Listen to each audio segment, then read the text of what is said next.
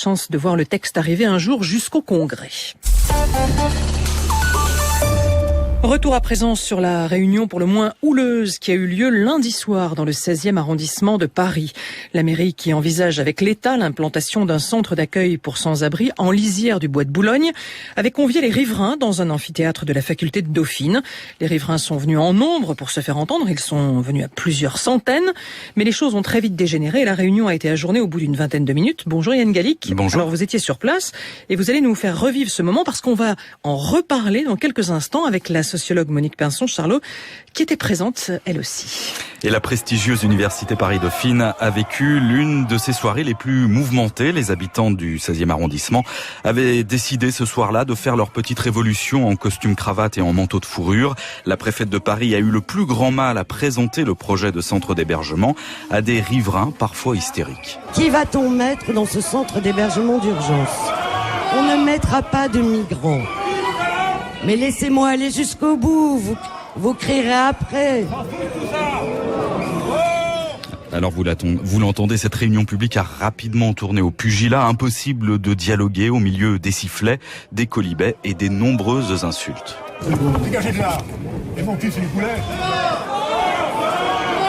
Quelle mission de salaud.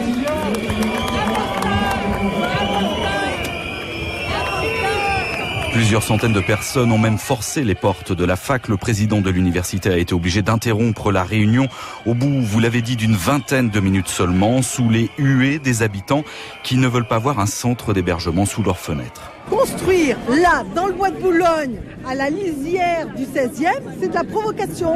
Les gens qui payent un appartement 10 ou 15 000 euros le mètre carré et qui ne vaudra plus rien du tout leur appartement, vous mettez-vous à leur place. Hein? Alors ils ont fait fuir tous les gens riches de France, qui sont partis en Belgique, en Luxembourg, et bien ils en partiraient encore plus. Voilà. Alors les pauvres, qui c'est qui les crée les pauvres? C'est ces socialistes qui créent les pauvres.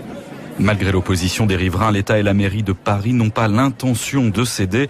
Ce centre d'hébergement devrait ouvrir ses portes dès l'été prochain. Merci Yann Gallic. Bonjour Monique Pinson-Charlot. Bonjour. Je précise que vous, depuis 40 ans, vous vous intéressez aux 30 ans. 30 ans, j'exagère toujours.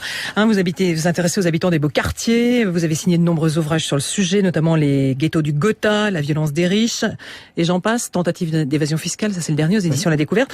Il se trouve que vous étiez sur place lundi soir. Vous êtes allé assister à cette réunion. Pour vous, c'était un terrain d'observation. Vous n'avez pas été déçu? J'y suis allée en tant que sociologue qui s'intéresse à la mobilisation d'une classe sociale pour la défense de son entre-soi, un entre-soi résidentiel dans ce cas-là, puisque nous sommes dans le 16e arrondissement et que la ville de Paris et l'État ont l'intention de construire donc un centre d'hébergement pour sans-abri, familles en détresse. Dans le 16e arrondissement, qui en est particulièrement dépourvu. Il n'y a que 18 places pour l'instant dans le 16e arrondissement, alors qu'il y en a 1000 dans le 12e, dans le 20e, dans le 19e, sans que les populations des classes moyennes et des classes populaires osent, et le cynisme de manifester contre l'hébergement, contre la construction d'un toit pour des gens qui meurent dans la rue. Il y en a eu 21 personnes sont mortes depuis le début du mois de janvier à Paris, dans la rue. Vous avez été surprise par la réaction des habitants du 16e?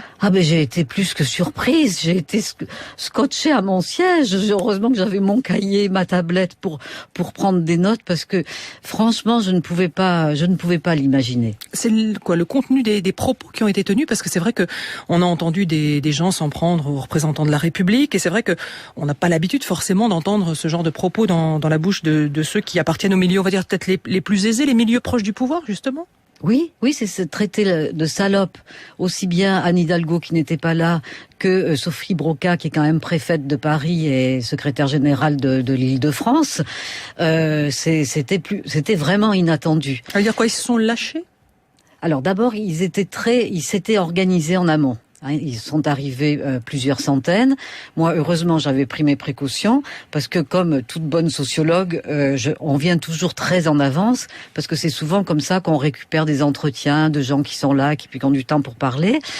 Et j'ai été très surprise dès la queue dans les escaliers de la violence des réflexions que je pouvais entendre. Et par exemple, alors il y a une dame qui s'est adressée à son voisin, elle a cru qu'il était de son milieu, alors qu'on voyait bien qu'il en était pas. Et le type lui dit, elle cherche une complicité, le type lui dit, mais vous savez, la jungle, c'est ici. Il se retourne vers l'autre voisine et il dit, bonjour madame le léopard, parce qu'elle avait une fourrure, voilà. Ça vous donne un peu le climat. Et puis après, ce qui m'a frappé, c'est le nombre et la force de ce que j'ai quand même ressenti comme une haine de classe. C'est-à-dire que c'était au-delà du cynisme, c'était au-delà d'une colère, c'était quelque chose un degré au-dessus, et collectivement, qu'ils se lâchent comme ça, je ne pouvais pas imaginer même que ce soit possible, tellement ils se revendiquent de la politesse, de la compassion, de toujours la condescendance, de la retenue. Là, vraiment, il y avait des hommes en costume cravate qui étaient tout rouges de colère. Et pourtant, Monique Pinson-Charlot, vous suivez ces mouvements depuis longtemps. C'est pas la première fois qu'il y a des protestations dans le 16e. Il y en a eu contre les logements sociaux, notamment. On a déjà vu ça.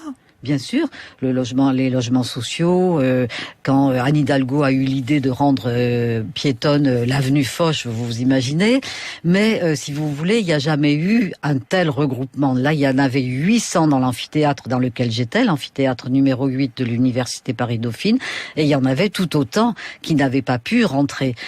Ils sont arrivés avec des affiches. Moi, on m'a proposé, on s'est trompé, j'avais mis un petit manteau de fourrure, mais c'était du synthétique. Mais on m'a proposé une affiche, et puis je l'ai acceptée comme témoignage, et je l'ai mise dans mon sac. Mais la dame est venue la rechercher dans mon sac. Ah non, elle est pour être brandie. Ah, j'ai dit, dans ce cas-là, vous la reprenez. Il faut interpréter ça comment, Monique Pinson-Charlot? C'est avant tout une question de défense de territoire. C'est chez nous, le Bois de Boulogne, c'est ça? C'est au-delà de ça. C'est-à-dire que la mobilisation pour le respect absolu d'un entre-soi absolu au niveau résidentiel, c'est en réalité une mobilisation de la classe pour la défense de tous les entre-soi qui lui sont nécessaires pour continuer à tenir à ce que quelques familles tiennent toutes les richesses et tous les pouvoirs du pays. Alors les autres entre-soi, c'est les entre-soi dans les conseils d'administration, dans les cercles, dans toutes les décisions politiques, bancaires, industrielles, enfin vous voyez.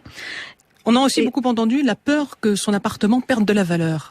Là, ils opposent des arguments techniques, mais ça c'est pas intéressant. Ils disent aussi que le bois de Boulogne est classé donc inconstructible. Mais moi, quand je leur dis, mais enfin, il y a 25 hectares dont vous profitez sous forme de cercle, le cercle du bois de Boulogne, le polo de Paris, l'étrier ou que sais-je d'autres. Là, ils disent, mais c'est légal. Et alors je leur dis, ben là, le centre d'hébergement, il est légal. Ah non, c'est de l'idéologie. C'est-à-dire que la notion du légal, c'est comme ce qui a été dit avant par rapport à la fraude fiscale. Ce qui est fraude fiscale est maquillé en optimisation fiscale. Il légalise l'illégitimité. On peut supposer qu'il va y avoir de nombreux recours contre ce centre d'hébergement. Là, ils vont pas. Il y en a sûrement déjà qui sont partis, mais j'ai l'impression que d'après ce que vous avez dit, la mairie de Paris et l'État sont très déterminés à mettre ce centre d'hébergement parce que ça gronde aussi dans les autres arrondissements. Pourquoi jamais eux et pourquoi toujours nous? Il y a un problème aussi de solidarité. Alors eux, ils disent on est solidaires, mais non, eux, ils veulent faire du caritatif qui soit sous leur contrôle. Chaque dame patronnesse à son pauvre, son bon pauvre. Ça leur va très bien. Mais qu'il y ait une loi votée par un ministre communiste, Jean-Claude Guessot, la fameuse loi SRU qui impose des logements sociaux dans toutes les villes de France, alors là, c'est plus de la loi, c'est de l'idéologie. Merci beaucoup Monique Pinson-Charlot. Vous allez continuer à suivre évidemment ce projet Absolument. de centre d'hébergement dans le 16e arrondissement de Paris. Merci beaucoup, merci à vous et merci aussi à Yann Gallic. Inter 13.